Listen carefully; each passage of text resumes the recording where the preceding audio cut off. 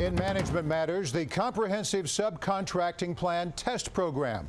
For nearly 25 years, the Defense Department has used it with the intention of giving small businesses a better chance at federal contracts.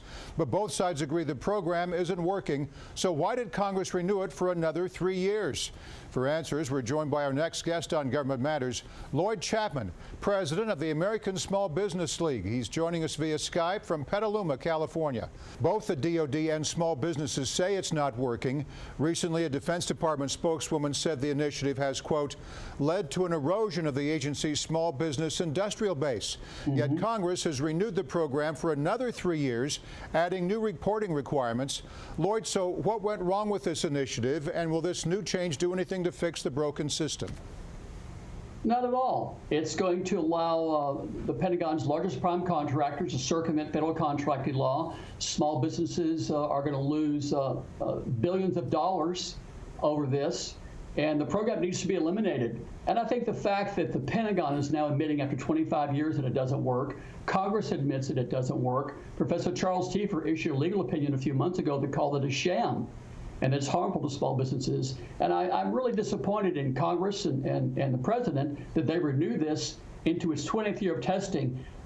Think about how just outrageous it is to test whether eliminating all transparency and all penalties for prime contractors not complying with our small business goals is going to help small businesses even for a week, much less 25 years. So the notion that they've tested this for 25 years to me is outrageous. It needs to end. And I'd like to see the GAO do an investigation into it, quite frankly. Well, you know, it's one of those programs, it sounds good, it's got a great title, so why not renew it? But then again, they're not looking at the fine print or hearing from people like you.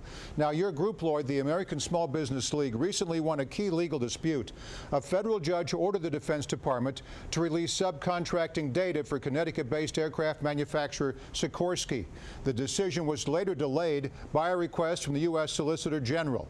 Now the data is slated for release later this month. What do you expect once the documents are released? Well, you know, Sikorsky has now intervened to try to block the release of the data. There's a hearing on January 15th at the Federal District Court in San Francisco. They're trying to block it, and then they've got until the 22nd to release it. I predicted, by the way, that they wouldn't release the information because they wanted to get the program renewed, and I think the information would have been so devastating that it would have blocked the renewal. So Sikorsky, I don't really think has a position to intervene. In 1994, the Ninth Circuit Court of Appeals here in California ruled that defense contractors cannot withhold small business subcontracting data.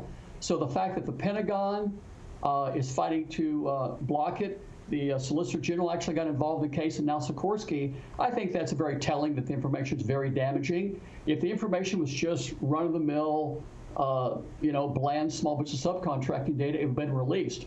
But again, I want people to realize not one person in America has seen any information on this program in a quarter of a century. And I think that they're fighting so hard to block it because I think it's going to be devastating. In fact, I actually believe this could be the largest example of fraud at the Pentagon in U.S. history. Lloyd Chapman joining us from California, president and founder of the American Small Business League. Keep us posted, Lloyd. Thanks for being with us. Thanks for having me.